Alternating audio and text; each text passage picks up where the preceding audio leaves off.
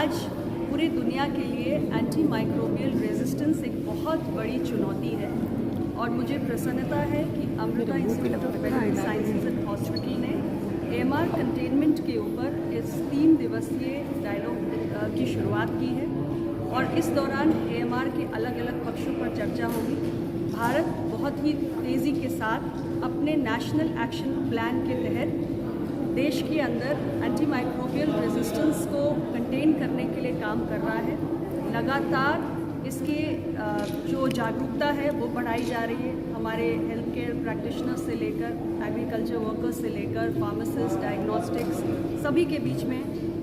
AMR को लेकर एक जागृति भी लाई जा रही है और इसके साथ ही हमारे जो मेडिकल स्टूडेंट्स हैं उनको भी इसके संबंध में बताया जा रहा है। आम जनमानस को भी समझाया जा रहा है कि एंटीबायोटिक्स का हमें जुडिशियस यूज़ करना है क्योंकि इसके रेजिस्टेंस का खतरा धीरे धीरे बहुत तेज़ी से बढ़ रहा है और अगर हमने समय रहते इस पर ध्यान नहीं दिया तो हम एक ऐसे दौर में पहुंच सकते हैं जहां पर किसी भी गंभीर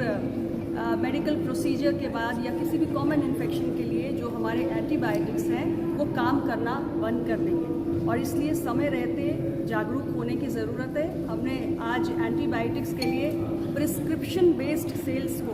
अनिवार्य किया है। बिना प्रिस्क्रिप्शन के ओवर द काउंटर एंटीबायोटिक्स उपलब्ध नहीं कराया जाएगा और केवल मनुष्य में ही नहीं बल्कि हमारे एग्रीकल्चर में इसका जो उपयोग होता है, एनवायरनमेंट में होता है, एनिमल्स में होता है, पशुओं में होता है, उसमें भी हम जागरूक कर रहे हैं क्योंकि ये सब एक वन हेल्थ अप्रोच के तहत जो हमारा प्रयास है वो चल रहा है और ये एक मल्टी सेक्टोरल प्रयास हम कर रहे हैं जिससे कि देश के अंदर ये जो बढ़ता हुआ खतरा है AMR का इसके हम प्रभावी प्रबंधन कर सकें। लेकिन मैम सबसे बड़ी देखा जा रही है कि आज की डेट में जिसको डॉक्टर के पास जाते हैं चाहे वो पशुओं के मामले में चाहे इंसानों के मामले में एंटीबायोटिक को ज़्यादा देते हैं, वो प्रेफरेंस ज़्यादा करते हैं ताकि जल्दी जल्दी इलाज कर पाए।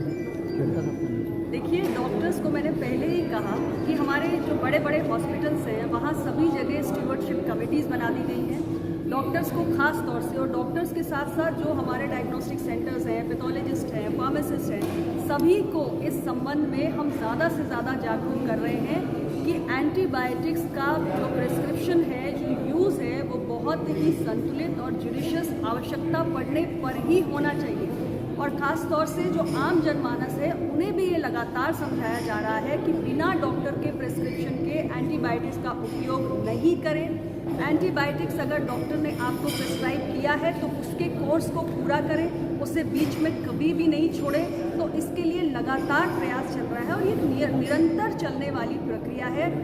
बहुत जागृति आई है और लगातार ये कोशिश हमारी अभी चल रही है।